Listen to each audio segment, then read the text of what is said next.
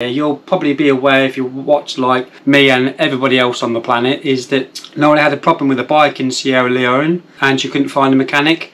So the powers that be from the Adventure Bike Festival managed to get a scoop and get her to the festival. Hugely entertaining YouTuber. I'm delighted to announce that Itchy Boots, please come to the stage.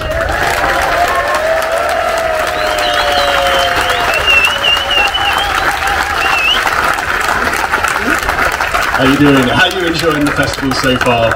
It's amazing. It's so much bigger than I thought, and amazing to see all the bikes. Yeah, it's super cool to be here. Excellent. Now you've got a presentation for us today, haven't you? So I will leave you to wow these people with tales of your adventures and a look behind the scenes of how you make your videos on the road. Yes, that's why I asked if they could put the screen a little bit like this, so I have like a little.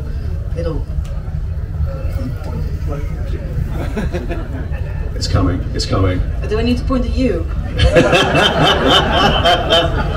There's a tech man sweating in the corner. There we go. Yes. So, yeah, I didn't know I was going to be here until like a week ago, so it was also a little bit of a surprise for me. Because I am traveling through West Africa, and yeah, a week ago I was still tootling around Africa. So I left my bike there and I flew here. So I hope, I left my bike with like kind of a random dude. So I hope it's gonna still be there when I go back, but I'm sure it will be. And so yeah, I thought I thought it might be nice to talk a little bit about how it's like to travel on your own while also trying to make videos on YouTube. And so that's why I made a little bit of presentation, so I can sneak what I was going to say. So I started my journey like 4.5 years ago now, and I started with one GoPro, started riding, and I think the first 100 videos I made with the one little GoPro. And now I have, on a daily basis, I use 2 GoPros, a drone, a tripod, but also a 360-degree camera. And I've now created over 570 videos. So it's been a little bit of a journey. And over time, over all of those videos, the whole YouTube thing got a little bit out of hand. So now it's kind of come to like the bizarre point that there are almost more videos created about me than I can create myself. And they have like really catchy titles like Itchy Boots' Secret Life Exposed. I clicked on that, I was like, what? Tell me what is my secret life, I'm really curious now. And yeah, things you didn't know about her, I was like, really? So yeah, it's getting really, that's a really bizarre thing. And then you get like, am I getting boring? Maybe. I hate itchy boots. I'm like, okay. Yeah. But this is maybe one that these type of videos started popping up, and they are like Itchy Boots' Secret Camera Crew Exposed. And for some reason these videos do really well on YouTube. They have like over like 250,000 views. And I was like, what? Who are these people? Where is this crew? So I also clicked on that one, and well, then they also say halfway through the video she doesn't have a crew. Which I already knew, of course. But the whole thing about like these type of videos appearing, I started thinking like, why do so many people even think that? Because to me it's kind of an absurd concept. And I thought maybe the long way around could... See, there's the secret camera crew. This is not me flying that drone. That is the ABR festival, believe me. So I blame it a little bit on the long way around, because they, I think, had a cameraman there. That now it maybe sounds like that's the normal thing to do, which I don't know any other traveler that would travel with a camera crew. So then I came up with 2 hypotheses, like why would this spark so much, like why do people think that? And I thought, okay, maybe some of my filming techniques are not understood. So 360-degree camera stuff is relatively new, I suppose, and flying a drone, and everybody knows how it works. So maybe that's why, you know, like, because who is taking those drone shots? Has to be someone else. Or people just can't believe I have the balls to ride around the world on a motorbike.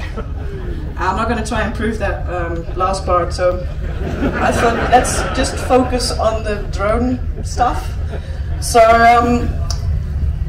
that's what I wanted to talk about now. Yeah. So you might think, okay, so why don't I show in my videos how I fly the drone and ride a motorcycle at the same time? And I have two main reasons for that. Is that I do find it, I try to keep the magic alive. So if you imagine watching an action movie, and then just before the action shot you see it behind the scenes and you see like all the cameras everywhere and how it's done, kind of takes away the magic from the actual shot, right? So I don't really want to film myself whipping out the drone and start flying it. I try to be like a cinematic creator sometimes. And the other reason is that the way I ride a motorcycle and fly a drone at the same time, might not be the safest way to do it, you know. So obviously I don't want to give the bad example, and you know. So that's why I don't put that on YouTube. But I thought, well, today we're a small crowd. So I thought, let's just show you how I do it. So now comes a video. So I recorded this. Now I'll show you how I take those drone shots while riding a motorbike. Do not try this at home or in traffic. Generally don't do as I do because, well, I shouldn't encourage dangerous behavior. So I have my controller.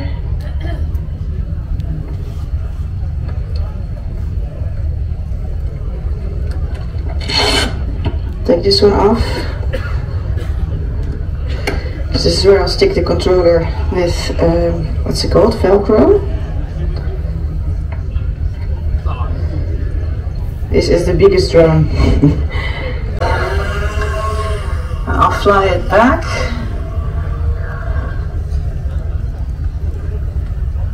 There we go. And I'll stick this on. I usually take my gloves off because then I have more control over the controls.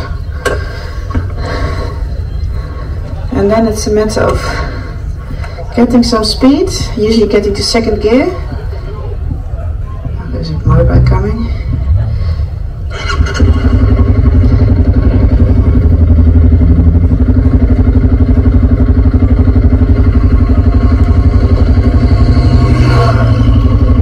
Nice dusty. Make sure I get to second or third gear. Third gear is good. And then I fly with one hand.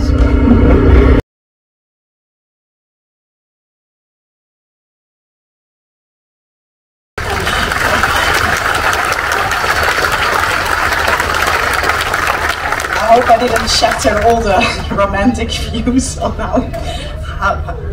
Sorry? Oh, no, don't feel sorry for me. I hope this whole presentation didn't come over across as like some whining about how terrible it all is. It's definitely not the intention. But I thought it might be interesting to give a little look behind how I create these videos. And tomorrow, I'll give another presentation. And that's more about the whole Africa journey. So then I'll go more into detail about my current journey through Africa and what's going on there. What is it that keeps you going? What is it that keeps you doing it day after day, year after year? Well, I think two things.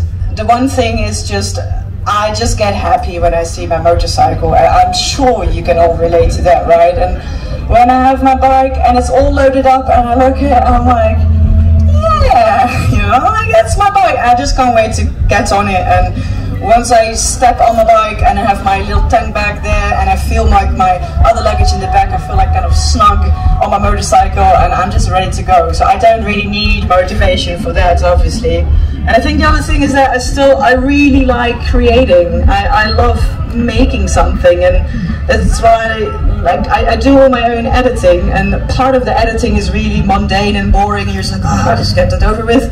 But then halfway through, when I get to like the part where I put like the music, like when it all comes together, and I can like try and, you know, make something and be creative, I love that still. So.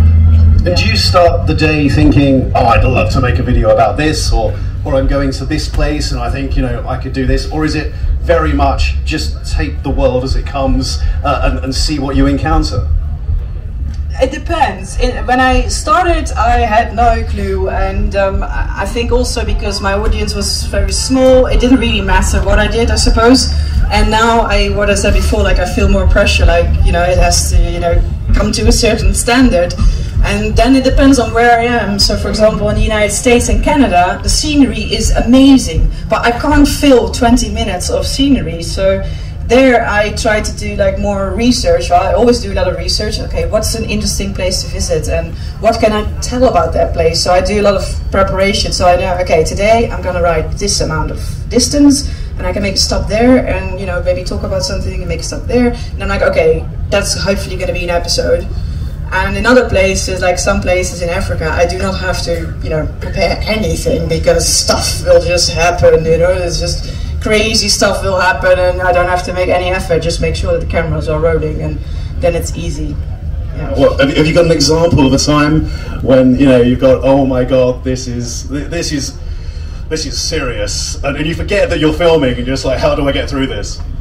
Yeah, in that sense, I think I am the worst YouTuber because when things are really going badly, I do not care about the cameras at all, and I'm so focused on getting myself out of the situation that, and then in hindsight, after it passed, I'm like, why didn't I put the cameras on? Why didn't I do it? But in the time, I'm like, I got to sort this out now, and when I really feel like I'm in trouble, that always comes first. So yeah, then in hindsight, that's a shame. But yeah, and you mentioned Canada and that area with beautiful landscapes. You know, you've been to an awful lot of places in the world. You know, where would you go back to? Where's a place that really pulls at your heartstrings? Oh, that's a difficult one. I mean, it will definitely be, I think the reason also why I really enjoy Africa is because of all the crazy stuff that happens there all the time. Because even though the United States and Canada, it's super beautiful, I was a bit boring. Or I mean, not boring, but I was kind of like, yeah, it's pretty, I think I just need like some, you know, language barriers and weird, I don't know, kind of the stuff that happens in Africa, like the unpredictability of it, perhaps. And everything being different language, different food, different people, different culture, terrible roads. And then I'm like, yes. And that's interesting because I remember, I know many of you have probably done the same, rolling off a ferry in France for the first time on your bike, the first time we've ever done it, so exciting, it's brilliant, you're on foreign soil for the first time on your motorcycle. Do you find that you need to go for that extra hit of adrenaline, the extra hit of excitement every time? Are you kind of seeking that? Yeah. Yeah, you're I think an so. adrenaline junkie. Yeah, I think, yeah, because I do remember when I started in India, and it was my first time on an adventure bike, and my first time traveling on a motorcycle, and my first time off-road, and everything was a first. I was super excited all the time, you know, and I was like, this feeling, like, yeah, oh, this is awesome, this is awesome. And then, yeah, I think that the longer you do it, that's kind of just becoming the new normal. So you're always on this level of, okay, yeah, okay, just another day in the office, I suppose. So maybe that's also why now being in West Africa, which is definitely the hardest area I've been so far, everything is a mission there. But I think maybe that I do need a little bit to kind of, you know, keep that excitement for myself. Would you recommend it? People out here who are thinking they'd love to pack up, sell the house, quit the job and go and do what you're doing? Yes, do it. Yeah, no, for sure, do it. I just, you know, I think it's just good to know that if you really want to make a living out of it, you gotta work bloody hard. I think, you know, it's not gonna just come at you, but I mean, if you accept that and if you see it as a job, it's a bloody good job, right? So, yeah. Nice, nice. A resounding endorsement, that's what I like to hear. We've got a bit more time, so it'd be great to get some questions from you guys. First of all, do you acknowledge that you are pretty badass doing it all on your own? And how does it feel to know that you're inspiring the next generation motor travellers that are going to do the solo around the world stuff? I don't know. Come on, admit it.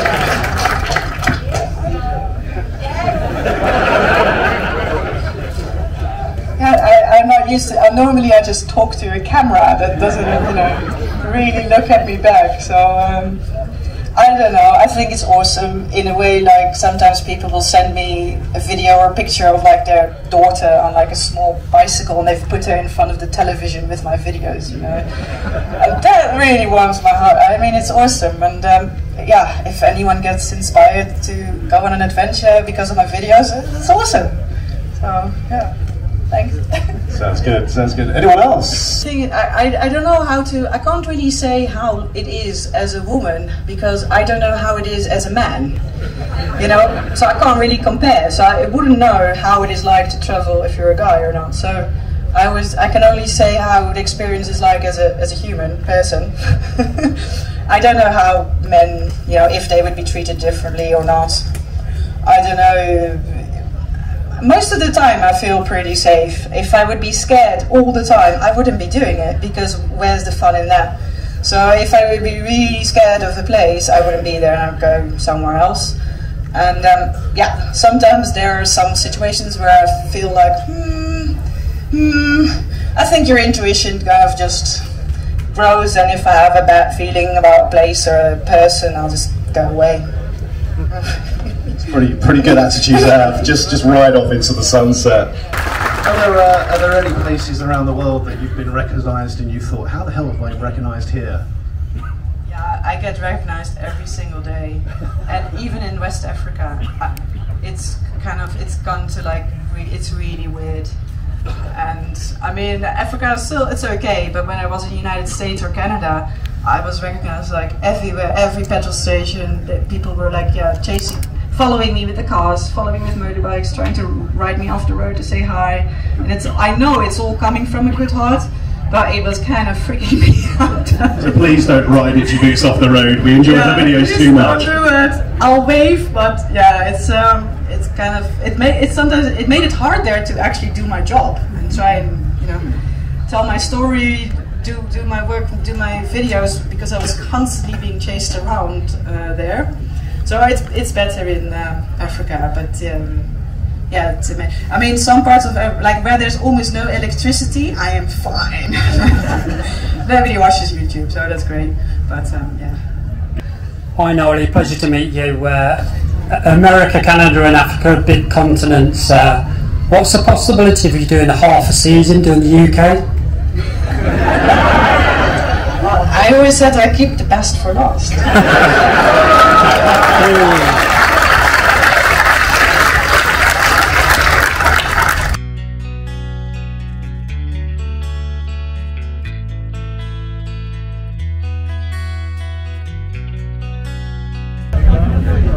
I think that's still happening. 20 to 30 years. Yeah. I don't really look that far ahead, to be honest. I'm just like, no, I'm focusing on Africa. When I'm on there, I'm gonna think like, what do I feel like?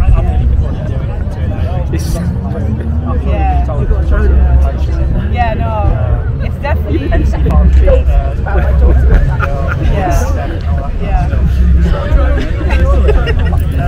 on the side of the lake, I think. Side of the lake.